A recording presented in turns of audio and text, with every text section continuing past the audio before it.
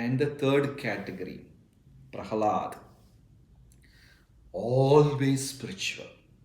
Nothing could waver Prahalad even for a second. He was thrown at the feet of elephant, at the mouth of lions, wild lion, thrown from a cliff, dropped under the ocean. He was dropped inside fire. He was fed poison. Whatever. And Dhruva was the only devotee in the whole community. He didn't have devotee company also. Imagine, we don't have any association. All alone, how many days we will chant? If there is no other devotee, first day it will be very powerful chanting. And second day the quality will go down. First it will be round and finally it become a dot. Our chanting will go down if there is no association. We are devotees because we are surrounded by devotees. That is a simple secret. If there is no devotees around us, we won't become devotees. We need people to constantly remind us about Krishna. Many of us chant better because others are watching us. We are actually duplicitous cheaters, actually. Sometimes in our temple, our pujaris will do arati. Sometimes for noon arati, noon puja, nobody will be there to attend. So pujari will do arati like 1 minute, 2 minutes, like that they will finish and they go. But on a festival day, program day, hundreds and hundreds of people will be there witnessing the arati. So our pujari will be going on for 1 hour doing arati like that, so nicely. We are devotees because we are in between devotees. Right? But Prahlad, such a determined, he had undivided devotion.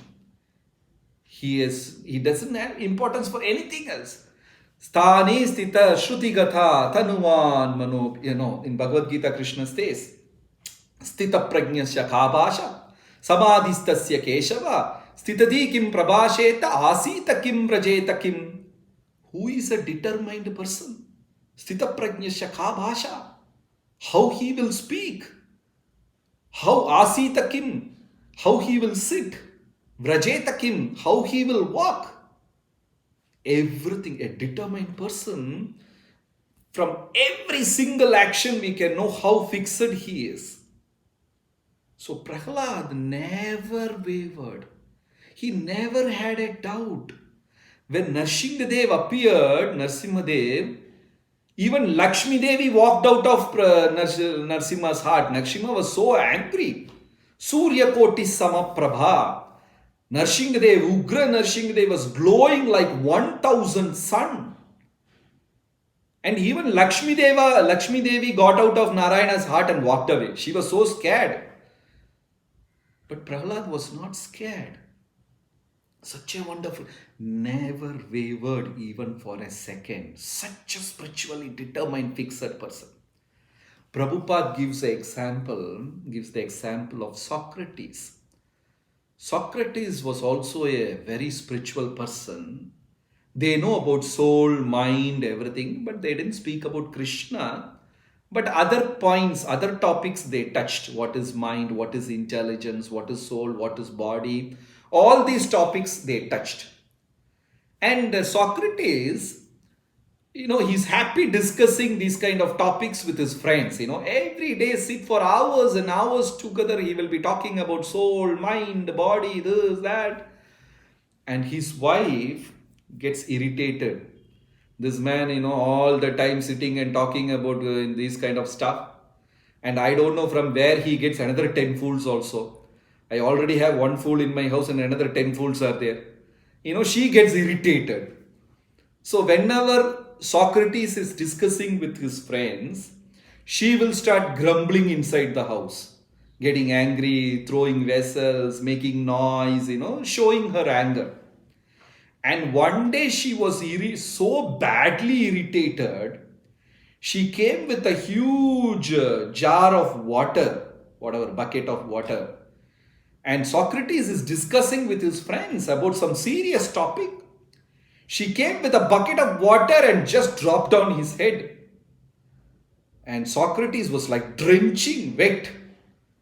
He smiled and said, "Till yesterday it was thundering, today it rained." To say that statement, the amount of self-control a person should possess, you should imagine what a level of self-composed he should be to say a statement like that. If we are there in that position, another Mahabharata will start. He simply smiled and said, "Till yesterday it thundered and today it rained." The real spirituality, to win over yourself. I have to win myself. I have to win my emotions. I have to win my anger. I have to win my ego. See, in Bhagavad Gita, every chapter speaks about this. Kama Krodha Vimuktanam, Kama Yesha Krodha Yesha, Kama Krona Rajoguna. Every chapter speaks. In scriptures, if something is said once, it is a truth. When something is repeated 3 times, it is absolute truth. There is a difference between truth and absolute truth. Truth may change by time. Absolute truth will never change by time. If I say, Mr. Rajagopal is my father, it is true statement, but it will change. My father may pass away, I may pass away, and he may take another birth, I may take another birth. That truth changes by time. But when I say Krishna is supreme, the truth never wavers by time. It is absolute truth. So when scripture repeats something 3 times, it is absolute truth. Om Shanti, Shanti, Shantihi. Harer Nama, Harer Nama, Harer Namaiva hi kevalam. Kalau Nastyeva, Nastyeva. You see, it's absolute truth. But Bhagavad Gita, at least in 11 shlokas, speaks about anger and this thing. If it says 3 times, it is absolute truth. But Bhagavad Gita repeats certain things unlimited times. Every chapter says, control yourself, be patient, be tolerant, don't overreact, master your sense. Every chapter speaks. This is what is real spirituality. When I win myself, when I win my anger, when I win my emotion, when I become so peaceful, calm, and my heart turns into a serene, beautiful lotus, then the Lord comes and stays there permanently.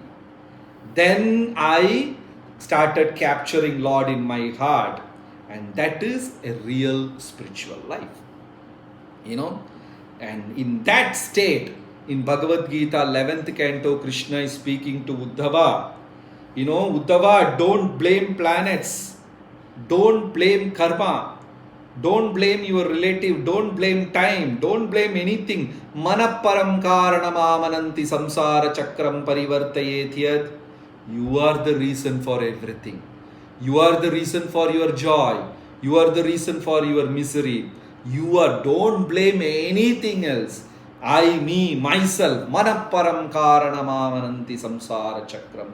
So spiritual life means slowly winning our anger, controlling our emotions, streamlining my desires and choices. Other things may attract me, allure me, but again I come back to the track. This is real spirituality. So today, topic we were discussing the decisions between emotion and spirituality. Emotional decisions and spiritual decision. And we took 3 personalities as an example. Karna, Dhruva and Prahlad.